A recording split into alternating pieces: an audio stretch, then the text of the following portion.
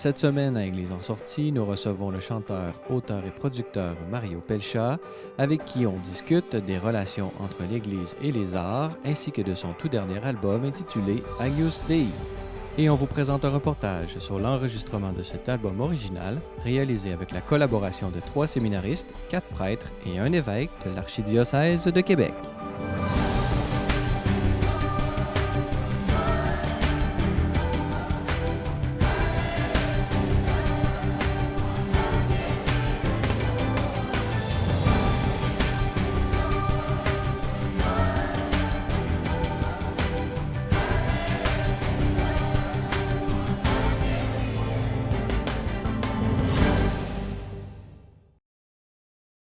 Bonjour mesdames et messieurs et bienvenue à Église en sortie. Aujourd'hui à l'émission, nous allons traiter de la musique et de ses relations avec l'Église, particulièrement au Québec. Et pour nous en parler, nous avons avec nous en studio Mario Pelcha. Bonjour. Bonjour. Alors Mario Pelcha, vous êtes auteur, compositeur, interprète. Vous avez plus de 30 ans de carrière et on en parlait, vous avez quelques 18 albums solo et quelques-unes participations à d'autres albums. On est ici justement parce que, comme vous le savez, notre émission c'est Église en sortie, donc on veut parler de l'Église et particulièrement au Québec. Pouvez-vous nous parler un peu là, de votre relation avec l'Église catholique? J'imagine un peu comme tous les Québécois, ça vient de votre enfance. Pouvez-vous nous en parler un peu? Bien, en fait, moi, je demeurais tout près de la paroisse Saint-Jean-de-la-Croix à Dolbeau-Mistassini. Quand je dis tout près, là, c'est vraiment de l'autre côté de la rue. Là. L'église était en face de chez nous. Et donc, on était toujours là, à toute fin pratique. Mon père était marguillier, il faisait partie de la chorale. Donc, très tôt, je devais avoir 9-10 ans, quand mon père m'a présenté au chef de la chorale, qui ne voulait pas d'enfants dans sa chorale, incidemment, mais quand il nous a entendus chanter, ma sœur et moi, qui avions 11 mois de différence, là, ma sœur est décédée maintenant, mais on avait 11 mois de différence, donc j'en avais 9, elle en avait 10, puis on avait de jolies voix d'enfants. Et mon père disait, bien, ce serait le fun que vous intégriez la chorale, puis par moment, vous pourriez être soliste. Et il l'a proposé donc au directeur de la chorale, puis le directeur a dit, bien, je n'ai pas d'enfants, ce seraient les seuls enfants, mais parce que c'est toi, je veux les auditionner. Et il nous a auditionnés, et il a aimé ce qu'on faisait. Tout de suite, il dit, OK, vous faites partie de la chorale. Alors, ma sœur était soprano, moi j'étais alto, il a vérifié nos tessitures de voix et tout. Et c'est comme ça qu'on a intégré la chorale et qu'on a appris... en fait, on a appris... On allait déjà voir notre papa chanter tous les dimanches, là. Alors là, en faisant partie de la chorale, on avait une implication, ma sœur et moi, et on a baigné dans cette musique-là. C'était la première musique avec laquelle on a été initié, là. Bon, outre la chanson française qui jouait beaucoup à la maison, les chants chorales, les chansons de John Littleton, le chanteur de l'époque. Vers 17-18 ans, je me suis questionné énormément sur ma foi, ma foi a pris différents visages. Je me suis mis à lire la Bible, mais j'ai toujours été profondément croyant. J'ai toujours cru que Jésus-Christ était le sauveur de l'humanité et je le suis toujours convaincu. Mais justement, vous parliez un peu, avant qu'on saute dans le sujet, pour situer un peu les gens justement sur ce projet que vous sortez aujourd'hui. Pouvez-vous nous parler un peu tout au long de votre carrière d'artiste, là, très connu ici au Québec et partout, même en France et tout ça. Pouvez-vous nous dire un peu quel rôle a joué votre foi justement dans cette longue carrière? Ben, dans tous mes disques, seulement les gens qui ont peut-être c'est peut-être une question de sensibilité, j'essaie d'employer le bon terme, mais en tout cas, les gens qui ont l'œil ou l'oreille avertie se sont certainement rendus compte de certaines petites allusions que je faisais à ma foi. J'ai écrit une chanson qui s'appelle Le Semeur, par exemple, en 95 sur un album qui s'appelait C'est la vie. J'avais mis un bout du passage de la parabole du semeur juste avant. J'ai écrit une chanson qui s'appelle Aimer sur un album sorti en 2006, où il y a là encore certaines allusions. Sur mon album Toujours de nous en 2010, j'ai écrit une chanson qui s'appelle La plus belle histoire, où je raconte l'histoire de la création, en fait, à partir de Dieu jusqu'à l'arrivée de Jésus-Christ. tout ça en employant des termes un peu accessible. Parabole, mais parce que c'est quand même assez clair, la plus belle histoire, si on lit le texte, on va comprendre très vite de quoi je parle. Mais sans vouloir être... faire du prêchi-prêcha, là, Prosélyte. c'est pas mon genre. Mais reste que à l'intérieur de moi, il y a une foi qui est vivante. Et je ne pouvais pas faire des albums qui n'avaient pas de sens. Ou à tout le moins, qui n'avaient pas au moins une référence quelconque à mes allégeances religieuses. J'ai la foi, puis je ne peux pas faire ma musique et je ne peux pas faire mon métier sans rendre grâce à celui qui m'a donné mon talent, puis sans l'inclure dans chacune de mes décisions, dans chacun de mes choix. L'Église au Québec s'inscrit dans une tradition qui remonte presque à 2000 ans. Il y a toujours une très belle relation entre les arts d'une part et l'Église d'autre part, le christianisme même dans son ensemble. Si on pense par exemple aux grands cardinaux mécènes du Rinascimento en Italie qui ont fait les Michel-Ange, les Chapelles Sixtines, les Caravaggio, même les commandes telles que Mozart, Beethoven, on voit à quel point il y a une relation vraiment intime entre l'art et l'Église. Pouvez-vous nous parler un peu, vous en avez déjà fait allusion concernant votre expérience personnelle, mais selon vous, là, quelle est cette relation spécifique qui peut exister entre la révélation et l'Église d'un côté et les arts, et spécialement la musique dans votre cas?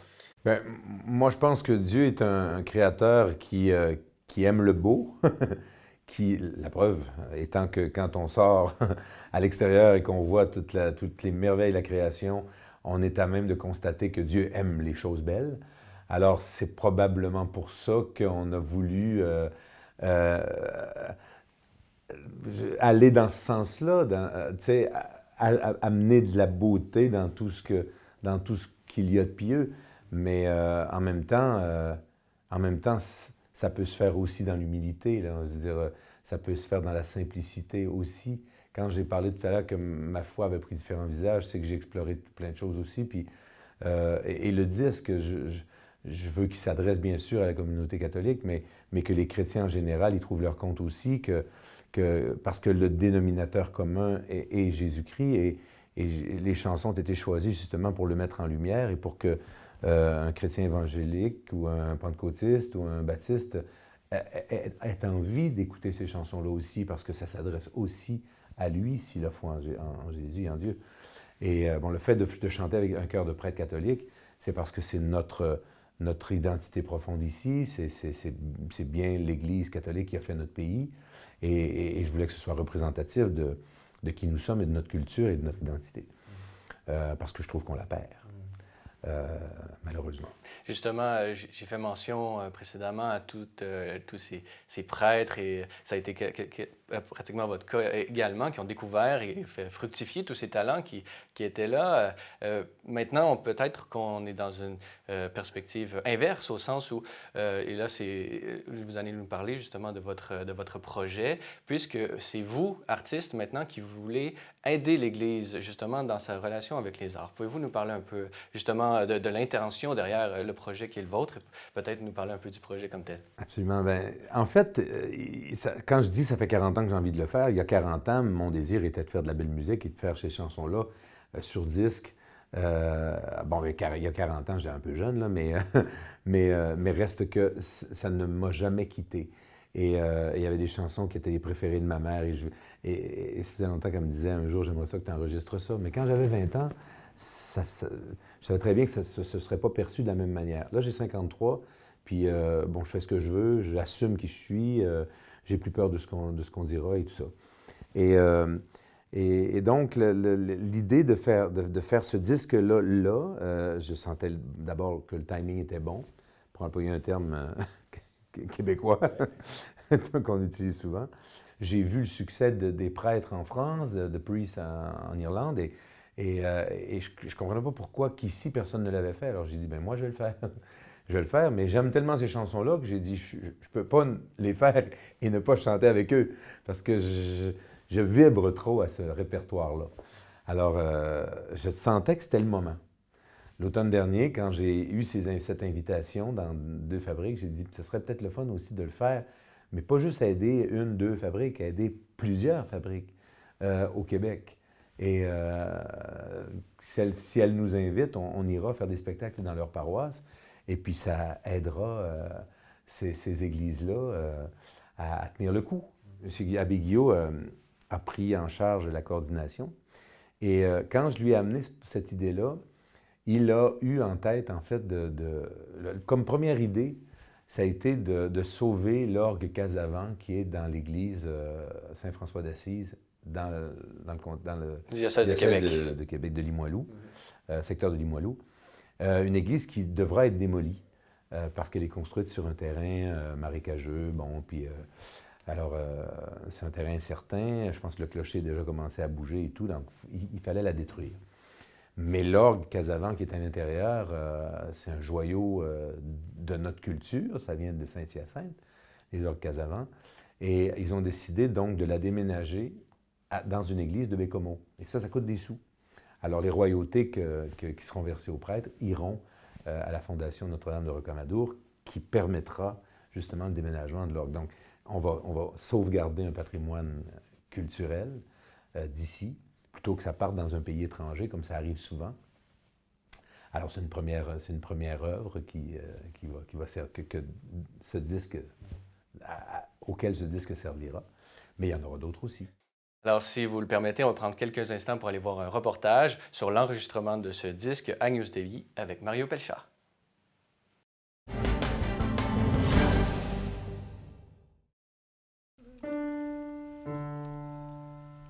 Au centre de mon âme, il est un air si doux, comme une douce flamme, un tendre rendez-vous, comme un parfum suave qui vient Le suave, s'il vous plaît. Comme un parfum suave. Il n'y a pas de suave.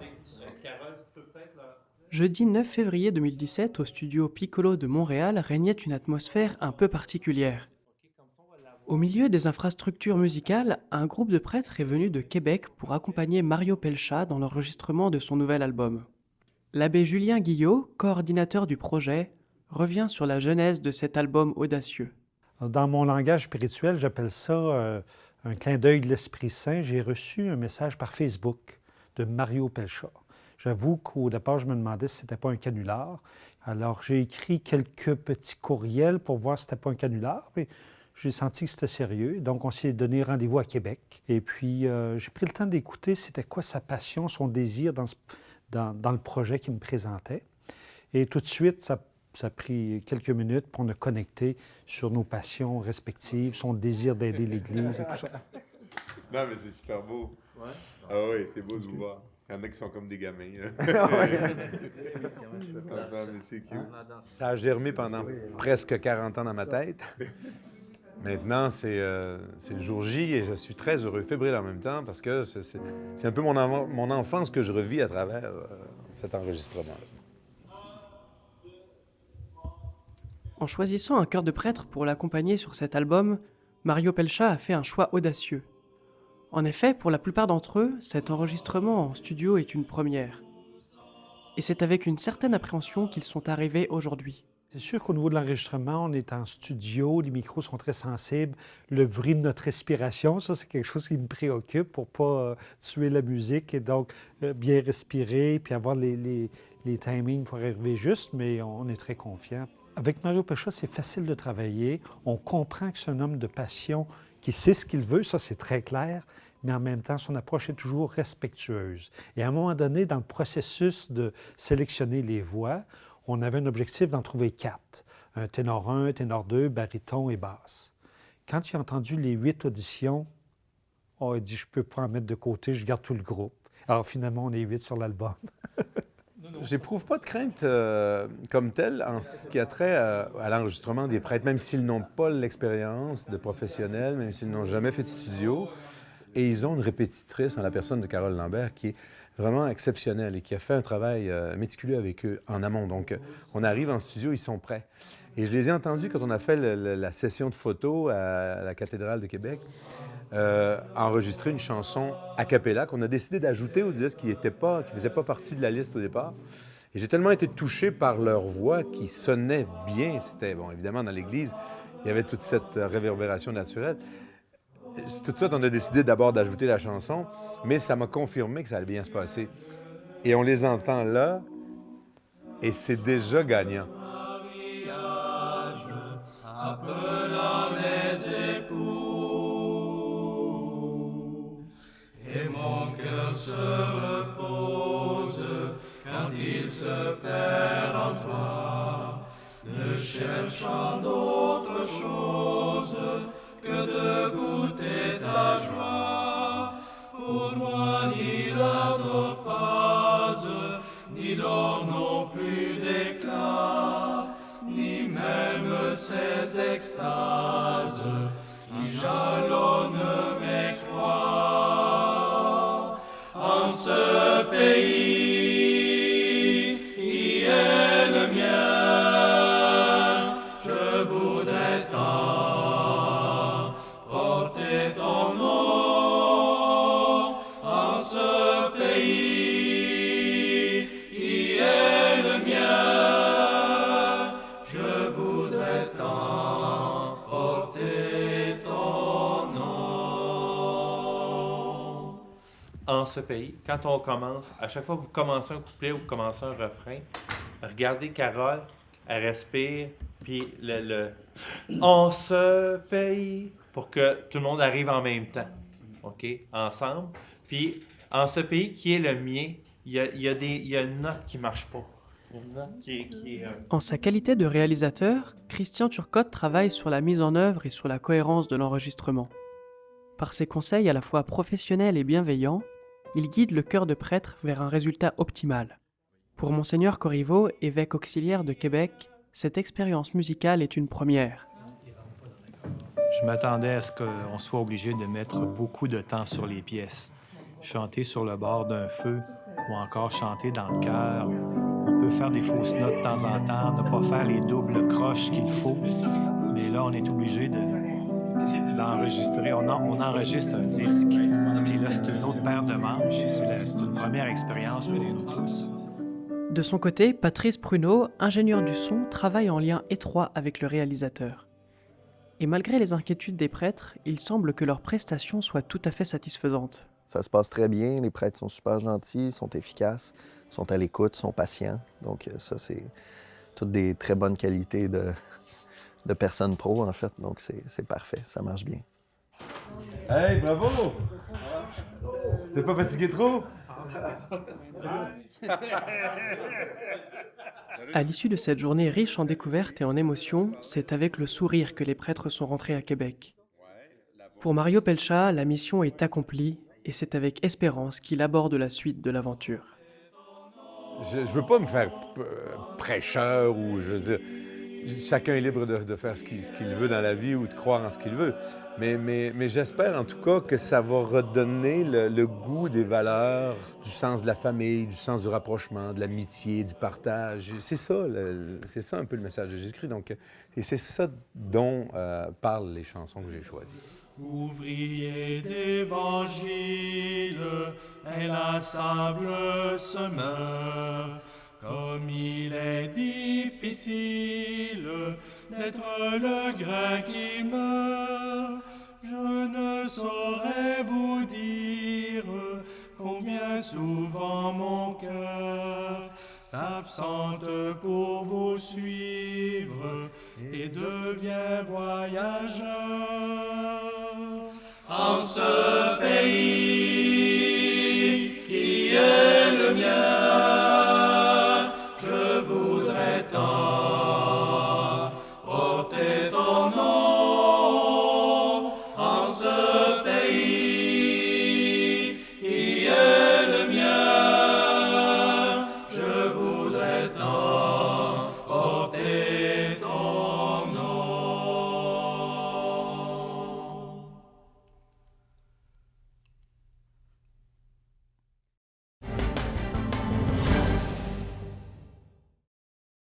Nous sommes toujours en studio avec Mario Pelcha. Nous parlons de votre projet Agnus Dei. Pouvez-vous nous décrire un peu cet album? Quel genre de musique on y retrouve? Je voulais que ce soit un disque intemporel. Je voulais que ce soit beau dans 20 ans, comme aujourd'hui. Alors, mon chef d'orchestre, Christian Turcotte, qui est mon chef à la scène. En fait, je le précise parce qu'il y a comme une loi non écrite dans le milieu du spectacle et du disque, que le chef d'orchestre à la scène n'est jamais celui qui réalise les albums. Puis on ne sait pas pourquoi, mais ça se passe toujours comme ça. On engage un réalisateur pour faire un disque en studio, pour orchestrer les albums, et c'est toujours un autre chef qui est sur la route avec nous.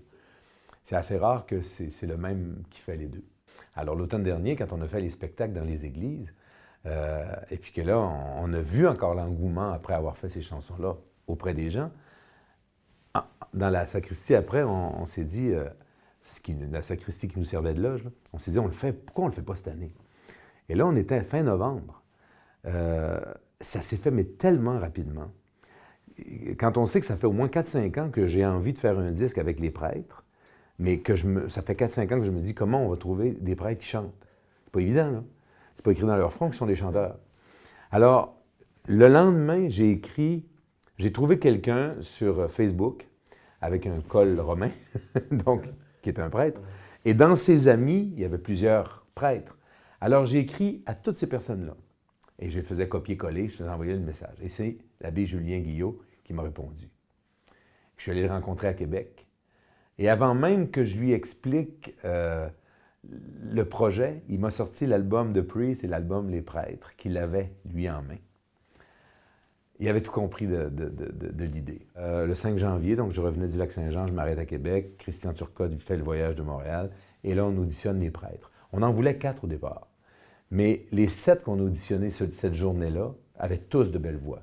Il y en a un qui était malade, qui ne pouvait pas être là, qu'on a entendu ultérieurement. Dans un enregistrement. Et on les a pris tous les 8. Ils avaient tous de belles voix.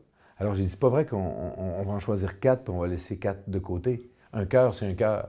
Un chœur de 8, c'est beaucoup plus riche et beaucoup plus beau qu'un chœur de 4.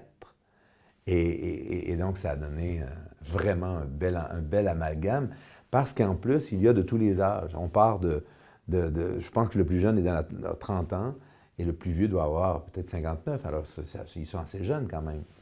Et ça donne un bel éventail de l'image, en fait, du visage de l'Église actuelle. Quelle pièce qu'on retrouve sur cet album?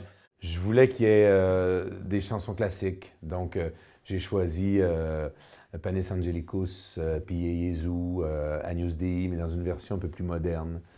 Un peu de latin, ça. Du latin. Il y a une chanson en anglais, Amazing Grace, qui pour moi, ben oui, il existe des versions en français, mais la plus belle version étant celle qu'on connaît anglaise. Et puis après, ben, j'ai mis 2 chansons de Robert Lebel, qui est un prêtre lui-même et qui écrit des chansons sublimes, qui ont joué abondamment et qui jouent encore abondamment dans les églises au Québec. Il y en a une des 2 en ce pays qui est chantée que par les prêtres a cappella, donc qui est en bonus à la fin de l'album. Et puis on fait aussi les chansons de John Littleton, Gethsemane, Lorsqu'au printemps, on fait Rassemblement, Aller sur les places, des chansons très connues des gens de 50 ans et plus. On a fait aussi la 9e symphonie de Beethoven, Joyful, Joyful, qui est devenue Aux joies, toujours adaptée par Nelson Mainville, un excellent parolier. Et voilà, en gros, c'est ça. Vous avez parlé de votre intention, justement, de donner une partie des profits des prêtres, justement, pour cet orgue Casavant. Donc, vous avez vraiment un souhait pour l'Église. Qu'est-ce que vous souhaitez, justement, pour cette Église du Québec dont vous avez été en contact durant toute votre vie, là? Si vous aviez à délimiter ou à préciser un souhait que vous auriez pour cette Église qui est la vôtre, quel serait-il? Bien, je souhaite que les chrétiens, en général, trouvent dans ce disque-là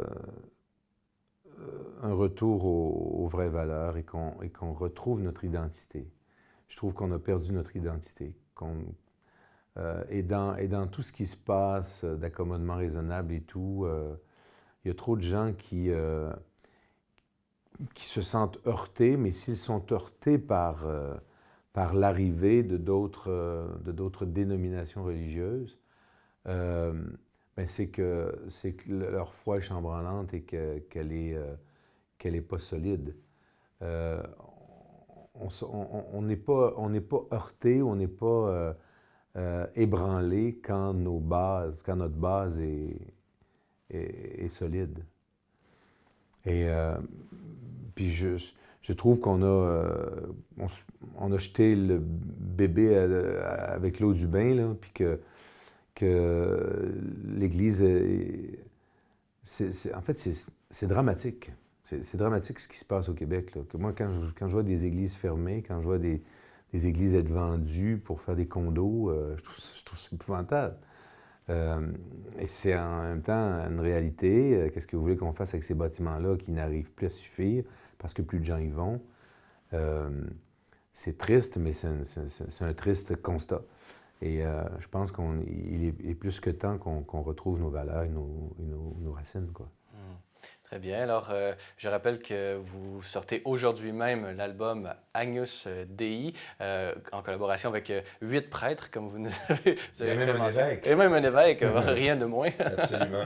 Alors, cet album est disponible chez tous les bons disquaires et j'imagine qu'on peut le commander également sur votre site Internet. Comment est-ce qu'on peut le procurer le plus facilement? On se le procure dans tous les réseaux traditionnels, évidemment les magasins de disques traditionnels, là où on retrouve des disques. Mais il y a aussi, via différentes plateformes, Novalis, entre autres, va le distribuer. On peut le retrouver à la revue Sainte-Anne, par exemple, ou un peu partout. On va cliquer Agnus Dei, Mario Pelchat, les prêtres, et quand on veut se le procurer, on va le trouver assez facilement. Dernière question, une série de concerts peut-être? Je le souhaite. Je le souhaite. Ce ne sera pas simple de monopoliser un peu tous ces gens-là voilà, au même endroit. Pour les prêtres qui ont des tâches quand même, c'est des gens qui travaillent. Là, alors, ça demande une logistique puis de la coordination, mais on va y arriver, ça c'est sûr. Ils ont envie de le faire aussi. Ils chantent bien, ils ont pris goût à ce projet-là, ils ont envie de s'impliquer.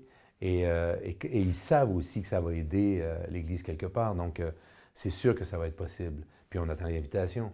Après, ce sera juste une question de disponibilité de tous, puis on va faire en sorte que ce soit possible. Très bien. Mario Pelchat, merci beaucoup de nous avoir accordé cette entrevue aujourd'hui. Ça m'a fait vraiment plaisir. Voilà, c'est tout pour cette semaine. N'hésitez pas, si vous avez des questions ou commentaires, vous pouvez m'écrire à l'adresse qui apparaît à l'écran. Revenez-nous la semaine prochaine pour un autre épisode d'Église en sortie.